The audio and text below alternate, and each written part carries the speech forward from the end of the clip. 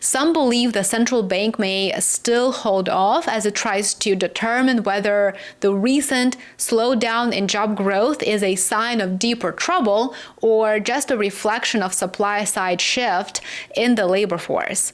There are reasons to believe that labor slowdown may not be entirely economic, by the way. Immigration flows, which significantly affect the size of the U.S. workforce, have become harder to track in real time.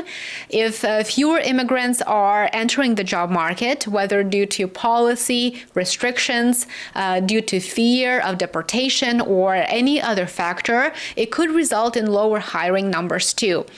At the same time, a large portion of the baby boomer generation is retiring as we speak, and this, of course, reduces U.S. labor force even further. So, as you see, all of those factors, along with economic factors, appear to be at play here. So, it is a very challenging situation here.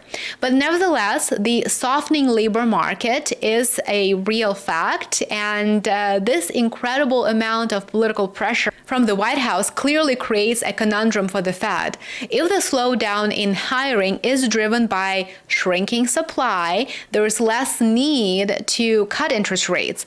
But if it reflects weakening employer demand, rate cuts may be necessary to stimulate the economy. So the Fed will have to decide and will have to reflect on their path forward this Friday. If we look at the numbers, we will notice that from May through July, the U.S. economy added an average of just 35,000 jobs per month, a figure that would usually be seen as a warning sign. Yet the unemployment rate has remained quite low at around 4.2%. This suggests that the slowdown in the labor market may not be a crisis, but possibly a result of demographic and policy shifts that have very little to do with Fed's decisions. That is a possibility. There just isn't enough conclusive data at this point in time.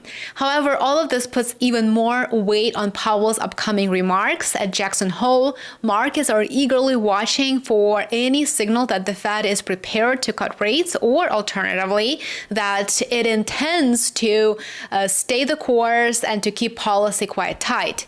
Even a small shift in tone will have an effect on global markets.